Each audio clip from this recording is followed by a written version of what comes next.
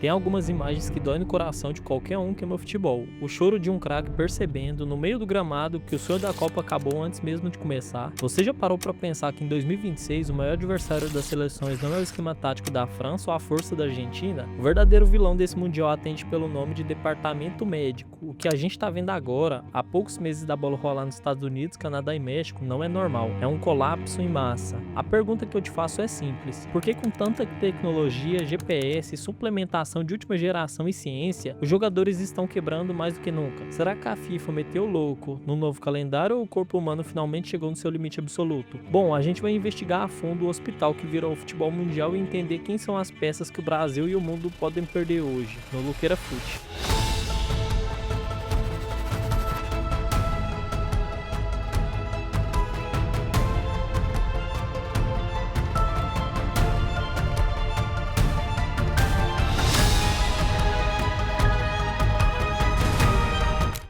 Para a gente entender o tamanho do buraco, a gente precisa olhar direito para o maior termômetro do futebol mundial, o Real Madrid.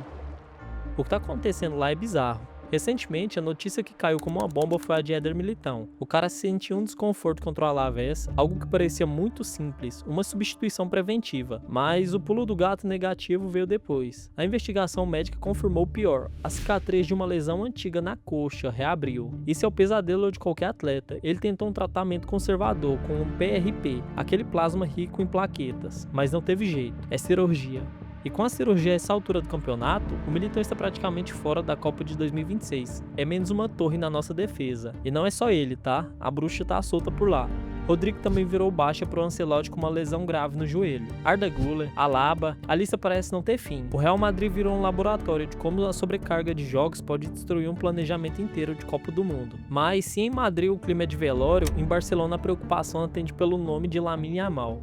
A gente tá falando do garoto que é a cara dessa nova geração, o cara que deveria ser protagonista da Espanha em 2026. Só que tem um detalhe que a galera não tá vendo: o Yamal é um menino. O corpo dele ainda está em formação e ele está sendo jogado numa fogueira de 60, 70 jogos por temporada. O resultado? A primeira lesão muscular da carreira dele apareceu agora, na parte posterior da coxa esquerda, contra o Celta. O técnico Hansi Flick até tentou passar uma confiança, dizendo que ele estará pronto e voltará mais forte. Mas a gente sabe como o futebol funciona. Uma lesão muscular aos 18 anos, causada por excesso de esforço, é um sinal amarelo piscando na cara da Federação Espanhola. Será que eles estão moendo o garoto antes da hora? E é aqui que a coisa fica feia, né? Porque não é só azar, de um ou de outro. Existe um padrão, existe uma lógica por trás dessas lesões em massa. Para você ter ideia, a gente pesquisou notícias de todos os cantos e o cenário é o mesmo. O calendário de 2026 é o mais agressivo da história. Mais seleções, mais jogos, mais viagens continentais. Os jogadores não são tratados como atletas, mas como produtos que precisam estar na vitrine o tempo todo. Sinceramente, eu não vou ficar aqui esquentando a cabeça com quem acha que é só falta de treino. É ao contrário.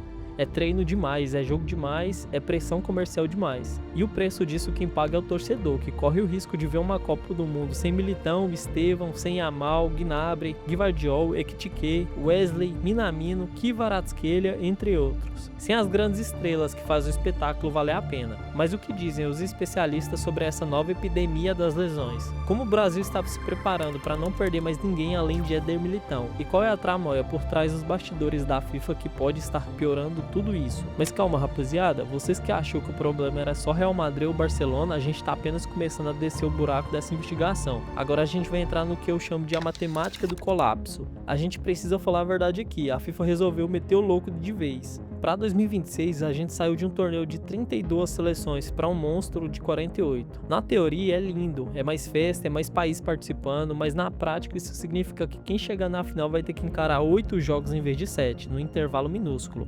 E não para por aí, tá? O novo formato da Champions League e do Mundial de Clubes de 2025 criou um efeito dominó. Os caras estão saindo de uma temporada de 65 a 70 jogos. O corpo humano não foi projetado para ser um carro de Fórmula 1 que corre todo domingo sem trocar o motor. Para você ter uma ideia, a gente pesquisou a minutagem de alguns dos nossos principais jogadores. O Alisson Becker, que é o nosso goleiro de confiança, tá vivendo um pesadelo no Liverpool. Na temporada atual, ele perdeu quase 40% dos jogos por lesões musculares na coxa. É o que os médicos chamam de fadiga crônica de tecido. O cara é um monstro, mas até o tendão dele tá gritando chega. Aqui a gente entra na parte profunda dos bastidores médicos, que pouco a gente te conta. Lembra que eu te falei que a cicatriz do Militão reabriu? Os exames apontaram um detalhe bizarro. O uso do PRP, plasma rico em plaquetas, é um tratamento de ponta, onde eles pegam o sangue do próprio atleta, concentram as plaquetas e injetam de volta para acelerar a cura. O Militão usou isso em dezembro para tentar voltar voando. O problema, o PRP acelera a cicatrização, mas se o jogador volta num ritmo de jogo frenético antes da maturação desse novo tecido, a cicatriz vira o ponto mais fraco do músculo. Foi exatamente o que aconteceu contra o Alavés. A cicatriz não aguentou a tensão e abriu como um zíper. O resultado? Cirurgia e adeus à Copa. Mano, é uma falha sistêmica, né? O clube quer o cara em campo, o jogador quer jogar para não perder a vaga na seleção e o médico fica no meio de um fogo cruzado, tentando operar milagre em cima da fadiga acumulada. E agora, se liga no tamanho do prejuízo pro Ancelotti. Sem o Militão, a gente perde a nossa saída de bola mais limpa. Sem o Rodrigo, que teve aquela lesão séria no joelho e tá com a minutagem lá no alto, só lembrando que ele vinha sendo o jogador de linha que mais corria no Real Madrid por jogo, batendo quase 11 km por partida. A gente perde o drible, que clareia o jogo. A gente tá vendo um desmanche. O Ederson, que joga lá na Turquia, a gente sempre comenta das atuações dele, também já sinalizou que o desgaste das viagens transcontinentais tá cobrando preço.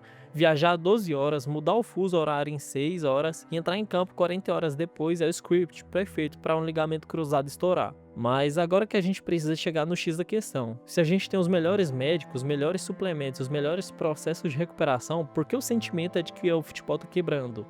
A verdade dói, rapaziada, mas o diagnóstico é um só. O futebol moderno tá matando a galinha dos ovos de ouro. A FIFA e as grandes ligas europeias pararam de enxergar o jogador como um atleta e passaram a enxergar como uma mercadoria de vitrine. O novo formato da Copa de 2026, com 48 seleções, e o caminho para o título agora exigindo 8 jogos, é a prova final disso. Não é só a distância entre Estados Unidos, Canadá e México, que eu já comentei que pode ser um problema logístico. É que o tempo de descanso entre a batalha e outra está sumindo. O corpo humano tem um limite de regeneração celular. Não importa o quanto PRP você ingeste no Militão ou quanto você cuide do Lamine Yamal e Estevão, que são jogadores novos. Se o intervalo de descanso não for respeitado, a fibra muscular vai abrir como um zíper, assim como aconteceu com o Militão. E o pior, o espetáculo fica pobre. Você quer ver uma Copa do Mundo com os melhores ou quer ver um torneio de sobrevivência onde ganha quem tem um banco de reserva menos lesionado? Sinceramente, eu não vou ficar aqui passando pano. Se a gente continuar nesse ritmo, 2026 corre o risco de ser a Copa dos substitutos. Para Ancelotti, o desafio é psicológico. Como você monta um time sabendo que a qualquer momento seu pilar defensivo ou seu craque do drible pode virar notícia de cirurgia confirmada? A gente vai ter que aprender a jogar um futebol menos dependente de peças individuais e mais focado no sistema, porque como a gente viu nos casos do Real Madrid e do Liverpool, ninguém tá salvo. Nem o Alisson, que é o nosso goleiro de confiança, nem o Rodrigo, que é o motor do ataque. O Brasil vai precisar de um elenco de 26 jogadores prontos, porque a minutagem vai cobrar o preço do meio do torneio. A mística da camisa amarela ainda é forte, mas ela não protege ligamento cruzado. O maior inimigo dessas lesões agora é a prevenção, é saber tirar o pé quando o GPS apita vermelho, mesmo que a torcida xingue. E esse vídeo termina aqui, mas o alerta continua. O futebol de 2026 vai ser o mais físico, mais rápido e infelizmente o mais perigoso da história. Cabe a nós, torcedores, entendermos que quando o jogador pede para sair, muitas das vezes ele não tá amarelando. Ele só tá tentando sobreviver para poder vestir a camisa do país dele na maior festa do mundo. Mas e você? Quem você acha que vai ser a maior foto nessa Copa? Você acha que o Lamine Yamal chega inteiro ou vão moer o garoto até lá? Será que o Estevão vai conseguir chegar à Copa a tempos preferindo se recuperar de lesão sem cirurgia? Comenta aí embaixo porque eu quero saber a opinião de vocês sobre esse hospital que virou futebol. Bom, esse foi o vídeo, rapaziada. Eu espero que vocês tenham gostado da imersão profunda e real sobre o que tá rolando nos bastidores médicos do futebol mundial. Se você curtiu esse vídeo, deixa o like, se inscreve no canal, é muito importante para conseguir continuar criando conteúdo aqui. Então me ajuda aí, rapaziada. Vou deixar aqui na tela 2 vídeos, um sobre o quão grande foi o trio MSN no Barcelona e outro sobre a história do Lamine Yamal. Muito obrigado pelo seu acesso, até o próximo vídeo, rapaziada.